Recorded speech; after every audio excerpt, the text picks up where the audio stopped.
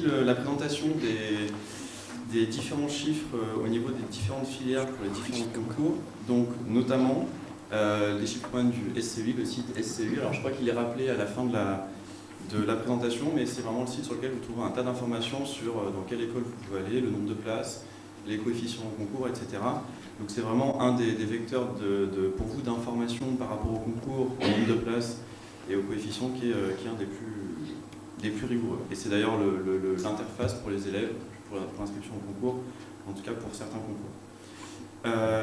Donc vous avez surligné ici donc, les résultats, enfin plutôt pas les résultats, pardon, les nombres notamment d'inscrits et de places disponibles au niveau des filières PC et PSI, avec un ratio global qui est à peu près équivalent, très légèrement favorable à la filière PC, avec 68% de ratio entre le nombre de places et le nombre d'inscrits, et 65% pour la PSI, avec quand même une modulation dans ces pourcentages-là, donc c'est ce qui apparaît à l'écran. On se rend compte que les écoles de chimie, donc qui recrutent en filière PC uniquement, enfin en tout cas pas en PSI, ne comptent que pour 14% des places disponibles au niveau des concours. Donc ça c'est quand même important à prendre en compte, notamment dans la... Excusez-moi, c'est pas 14% des places. 14% des places disponibles sont... C'est 14% des inscrits qui ont une place en école de chimie. Pas tout à fait pareil. D'accord. Oui, oui, oui. Puis, d'accord. En tout cas, il faut moduler du coup les pourcentages globaux en fonction de ça. Et ça permet donc d'avoir une vision un peu globale. Quand on parlait tout à l'heure de formation, la classe prépa, c'est évidemment un moyen de rentrer en école d'ingénieur, mais c'est surtout un moyen de commencer à se former au métier d'ingénieur. Et pour avoir une cohérence dans ce choix de formation, et pour faire des choix qui sont on va dire, les plus cohérents possibles, c'est important de voir qu'effectivement, ce chiffre de 14% est assez important dans le fait que les élèves vont faire énormément de chimie en filière PC et que le nombre de places, finalement, en pourcentage par rapport au nombre d'inscrits, est assez faible. Donc, sachant que dans les autres écoles, il y aura forcément des sciences de l'ingénieur qui vont être enseignées, il faut quand même bien regarder tout ça pour faire ces choix-là. Mais sinon, en PC, on peut effectivement rentrer ensuite dans les écoles généralistes. Je crois que ça doit apparaître sur l'animation suivante, où on le voit, voilà, c'est visualisé ici par des schémas.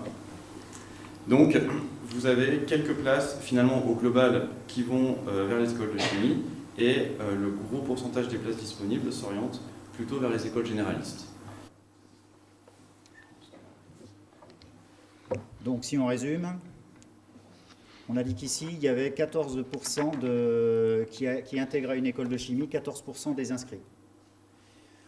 Au total, ce pavé vert représente l'ensemble des personnes qui sont en PC, donc un certain nombre vont intégrer les écoles généralistes, c'est ceux qu'on voit ici, ils passeront par ici. Et puis la colonne que l'on voit ici, c'est la colonne PSI. Ceux-là sont dans un flux qui est celui-ci, avec un ratio d'intégration de 65% entre ceux qui vont intégrer et les inscrits. Alors très brièvement, on va parler des résultats de la PSI de Raspail.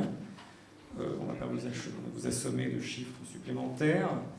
Donc vous avez concours par concours, donc déjà pour certains étudiants ça permet de situer un peu les résultats selon les concours. Est-ce que M. Coulombel, c'était pas prévu, mais vous pouvez justement dire? Oui, redire quels sont les concours. Voilà. Oui, tout à fait. Donc on a ligne par ligne, en gros, les deux premières lignes correspondent au concours E3A, qui est une des banques comprenant le plus d'écoles. Donc les écoles se groupent en banques de concours pour que les étudiants n'aient qu'à passer un seul concours afin d'accéder à toutes les écoles de cette banque. Sur la banque E3A, on peut citer par exemple l'École supérieure des travaux publics de Paris ou encore les arts et métiers. Donc on voit qu'ici on a, alors ici on a justement la première ligne qui est les arts et métiers, l'ENSA, l'École nationale supérieure des arts et métiers, et le STP, donc qui est on va dire deux écoles un peu particulières dans la banque 3A. Donc on voit que sur la classe l'année dernière, il y en a 27% qui ont été classés. Ça ne veut pas forcément dire qu'ils ont intégré ces écoles, mais qu'ils avaient la possibilité de le faire. Sur le reste des écoles 3A, le pourcentage grimpe évidemment, puisque les deux premières écoles citées, arts et métiers et École supérieure des travaux publics de la ville de Paris, sont des écoles très demandées. Donc c'est pour ça que le pourcentage est assez faible. Ensuite, on voit les autres banques de concours les plus connues, concours comme un Polytechnique CCP. Donc on voit 50% de classés au final. Ensuite, concours central Mine-Pont, 30%. Une remarque, les 9 admissibles ont tous été classés. Et il faut voir que sur les 30 inscrits, les 30 n'avaient pas forcément le profil pour intégrer Centrale ou Mine-Pont, qui est un concours relativement prestigieux. Et par contre, les 9 qui ont été admissibles puis classés, dont certains ont intégré des écoles sur le concours Mine, notamment pas mal en télécom, et Centrale, ceux qui sont allés jusqu'au bout de la démarche ont pu intégrer ou être admis à ce type d'école. Donc si on les a classés dans cet ordre-là, c'est évidemment par ordre de difficulté, prestige, ce que vous voulez, hein, je ne vais pas me prononcer plus en avant sur ces concours. Donc évidemment, le pourcentage diminue au fur et à mesure que les écoles deviennent de plus en plus prestigieuses. Mais oui, nous n'avons pas à rougir sur ces différents concours. Tous les étudiants ne passant pas forcément tous les mêmes concours, si on cumule ces résultats pour savoir qui a eu au final une école ou pas, on obtient le résultat de la dernière ligne et qui montre que 87% de nos étudiants ont été classés et ont donc eu la possibilité d'intégrer une école. Il faut savoir, donc ça fait 27 élèves sur 32, les 5 qui restent sont actuellement en 5,5 cette année dans notre classe, plus un autre qui avait une école mais qui voulait avoir mieux et qui est revenu faire 5,5. Alors, qui jouent le jeu jusqu'au bout de l'année, c'est-à-dire qui viennent et qui vont passer tous les concours, parce que malheureusement, de temps en temps, on a des étudiants qui se découragent au milieu des concours, ça c'est vrai dans n'importe quel lycée. Tous ceux qui sont allés jusqu'au bout des concours, donc là, tous ceux qui sont intégrés là dans ces listings, ont intégré une école.